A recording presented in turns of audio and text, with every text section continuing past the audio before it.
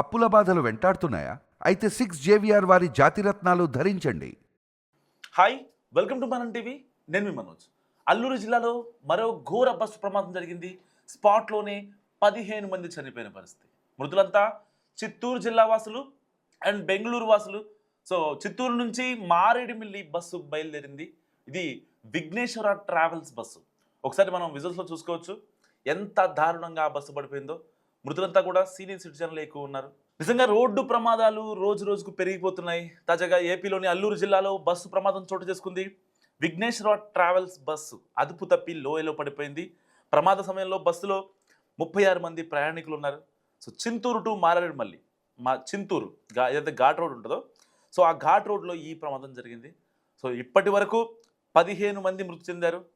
ఇంకా దాదాపుగా ఒక 20 మందికి గాయాలయ్యాయి.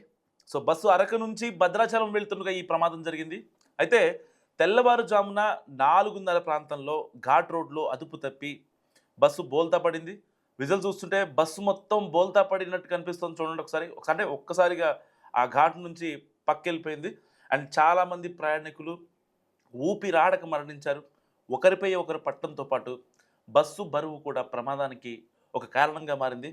ఇక ఎవరైతే గాయపడిన వారు ఉంటారో వాళ్ళందరినీ చింతూరు అక్కడ హాస్పిటల్కి తరలించారు. ప్రమాద సమయంలో బస్సులో 36 మంది ప్రయాణికులు ఉన్నారు.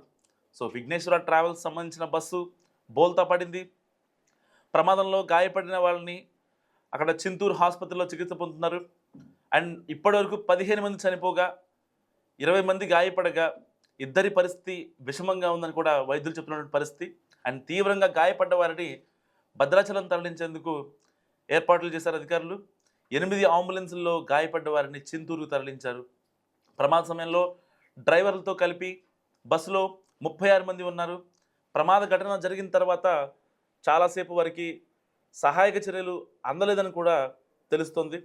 ఎందుకంటే ఒకవేళ సహాయక చర్యలు, ఘాట్ రోడ్డు, కమ్యూనికేషన్ కరెక్ట్గా ఉంటుందో, పొగమంచు, సో ఇన్ఫర్మేషన్ ప్రాపర్గా ఎవరిచ్చారో కూడా అర్థం కాని సిచ్యువేషన్ అనమాట.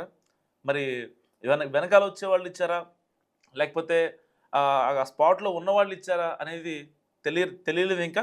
కానీ ప్రమాద ఘటన జరిగిన వెంటనే కనుక రెస్క్యూ జరిగి ఉంటే కొంతమంది ప్రాణాలనైనా మనం రక్షించుకోగలిగే వాళ్ళం. సో దీనికి చాలా కారణాలు, ఒకే రీజన్ కాదు, చాలా కారణాలు తొడిగాయి. సో ప్రమాద స్థలం దట్టమైన అడవి కావడంతో భారీగా చలి కూడా ఉంది. దీంతో క్షతగాత్రులు వణికిపోయారు. దాదాపు గంటన్నర తర్వాత కానీ సహాయక చర్యలు అందలేదు. మృతుల సంఖ్య మరింత పెరిగే అవకాశం అయితే కనిపిస్తోంది. సిగ్నల్ లేని ప్రాంతం కావడంతో 108 అంబులెన్స్ కూడా సమాచారం ఆలస్యంగా వెళ్ళిందని చెప్తున్న పరిస్థితి అక్కడ స్పాట్లో ఉన్నవాళ్ళు. సో దట్టమైన పొగమంచుతో దారి కనిపించకపోవడమే ప్రమాదానికి కారణమని కూడా తెలుస్తోంది. మలుపు దగ్గర డ్రైవర్ బస్సును కంట్రోల్ చేయలేకపోయారని, ఘాట్ రోడ్లో జర్నీ డ్రైవర్కు కొత్త కావడం వల్లే బోల్తా కొట్టిందా అన్న అనుమానాలు కూడా వ్యక్తమవుతున్నాయి.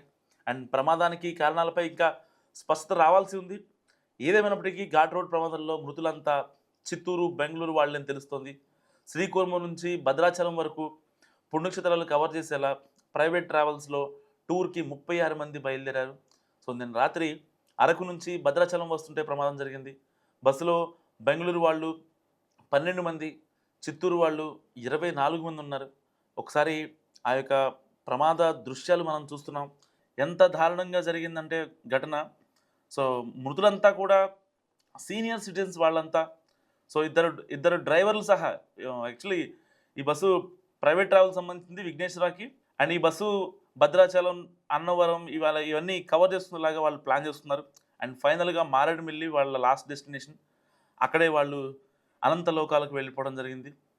మారేడుమిల్లి సమీపంలో లోయలో పడింది విఘ్నేశ్వర ట్రావెల్స్ బస్. ఒకసారి చూసుకోవచ్చు అక్కడ.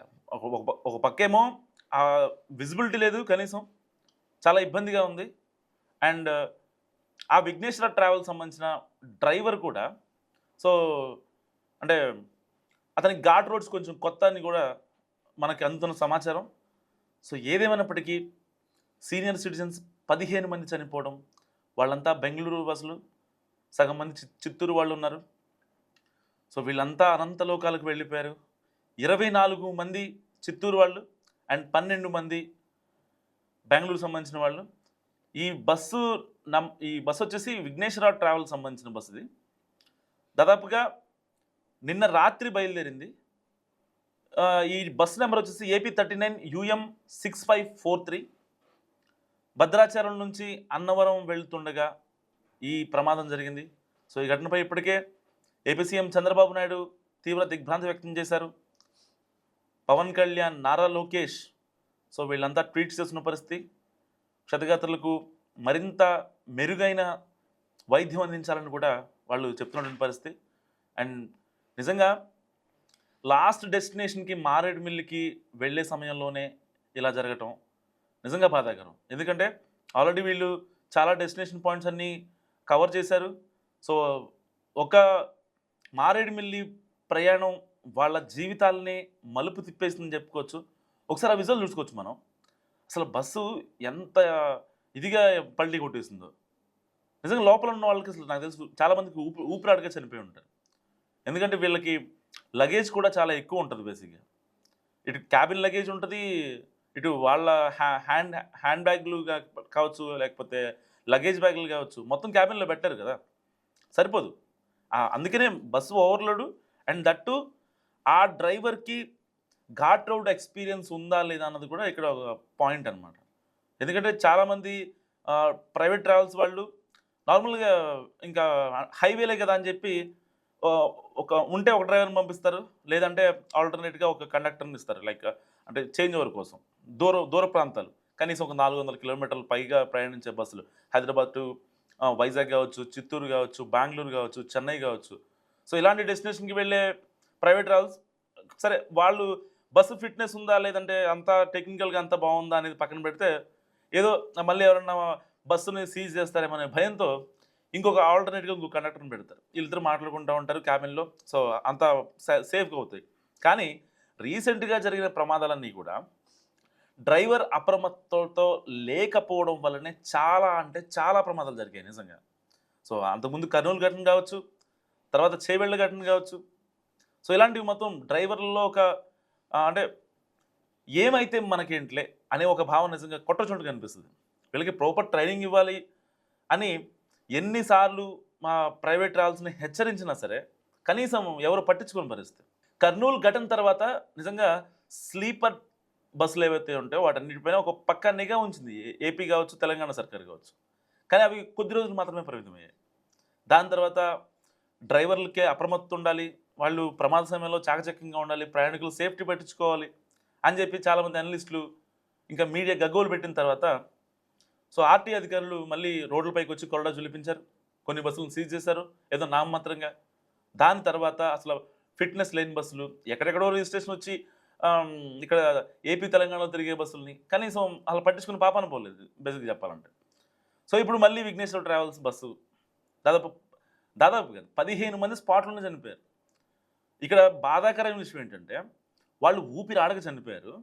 డ్రైవర్ అప్రమత్త ఇవన్నీ పక్కన పెడితే సరైన సమయంలో వైద్యం అందక, ఇప్పుడు తాజా సమాచారం ప్రకారం సరైన సమయంలో వాళ్ళకి వైద్యం అందక దాదాపుగా 3 చనిపోయారంట స్పాట్లోనే.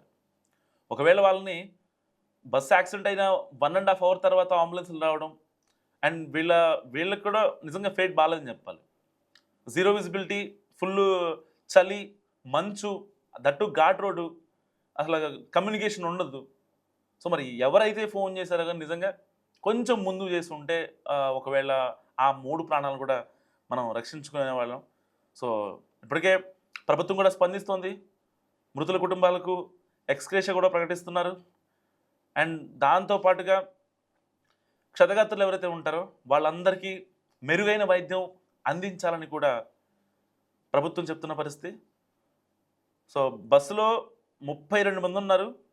సో ఎవరైతే బతికి బట్ట కట్టిన వాళ్ళు ఉన్నారో అక్కడ టర్నింగ్ పాయింట్లో బ్రేక్ ఫెయిల్ అయింది అన్నట్టు కూడా వాళ్ళు చెప్తున్నటువంటి సమాచారం. సో సాటర్డే ఈవినింగ్ బయలుదేరాము. ఎక్కడి నుంచి 7th మార్నింగ్ వచ్చినట్టుగా తెలుస్తోంది. దాని తర్వాత ఇక మారేడుమిల్లి లాస్ట్ పాయింట్, ఆ డెస్టినేషన్ అయిపోయిన తర్వాత వీళ్ళు బ్యాక్ టు చిత్తూరు వెళ్ళిపోవాలి. సో దీంట్లో బెంగళూరు వాసులు ఒక 12 మంది ఉన్నారు, చిత్తూరు వాసులు ఒక 15 మంది ఉన్నారు. సో వీళ్ళంతా కూడా నిజంగా అనంత లోకాలకు వెళ్ళిపోయారు. ఎక్స్పెక్ట్ చేయలేదు వాళ్ళు నిజంగా. ఎందుకంటే ఆ ఘాట్ రోడ్డు వాళ్ళని అంత ఇబ్బంది పెడతదని కూడా వాళ్ళంతా ఎక్స్పెక్ట్ చేయని పరిస్థితి. సో ఏదేమైనప్పటికీ నిజంగా విఘ్నేశ్వర ట్రావెల్స్కి సంబంధించిన ఈ బస్సు బోల్తా పడటం, తాజా సమాచారం మేరకు ఏదైతే ఘటన జరిగిన తర్వాత లోయలో బస్సు పడింది. సో బస్సు పడ్డ తర్వాత ఆ యొక్క బస్సు బరువుకి అండ్ ఊపిరాడక సో ఆ చలికి స్పాట్లోనే చనిపోయారు కదా. ఎవరైతే క్షతగాత్రులు ఉన్నారో ఒకళ్ళిద్దరు కూడా దొరకలేదంట సమాచారం. సో ఏదైతే ఆ లోయలో పడిపోయారు, సో వాళ్ళ కోసం కూడా రెస్క్యూ ఆపరేషన్ జరుగుతుంది. నిజంగా హ్యాపీగా చక్కగా మారేడుమిల్లి వెళ్ళి ఆ అడవి అందాలను చూసి బయటికి వద్దాం అనుకున్న ఈ 15 మంది అనంతలోకాలకు వెళ్ళిపోయారు. నిజంగా బాధాకరం. పొద్దున్నే అసలు ఇలాంటి వార్త అసలు వింటాం అనుకోలేదు. పాపం వాళ్ళ కుటుంబాలు నిజంగా గుండెలు అవిసేలా రోధిస్తున్నాయి. ఇలా జరిగింది ఏంటి అని చాలామంది ఆవేదన వ్యక్తం చేస్తున్నారు. నిజంగా వాళ్ళ బాధ వర్ణించలేంది పాపం. ఎందుకంటే వాళ్ళంతా సీనియర్ సిటిజన్స్ అయినప్పటికీ వాళ్ళకి ఫ్యామిలీస్ ఉంటాయి, వాళ్ళకి పిల్లలు ఉంటారు, మనవాళ్ళు మనవరాళ్ళు. సో చాలా ఎమోషన్స్ ఉంటాయి వాటి చుట్టూ. సో అలాంటి 15 మంది ఒకే ప్రమాదంలో చనిపోయారంటే ప్రమాద తీవ్రత నిజంగా చాలా పెద్దది. బస్సు విఘ్నేశ్వర ట్రావెల్స్ సంబంధించిన బస్సు లోయలో పట్టడం గురించి మీరేమనుకుంటున్నారు మస్ట్గా కామెంట్ చేయండి. అండ్ ప్రభుత్వానికి మీరిచ్చే సూచన సలహాలు, ప్రైవేట్ ట్రావెల్స్కి మీరిచ్చే ఒక సజెషన్ కూడా మస్ట్గా కామెంట్ చేయండి.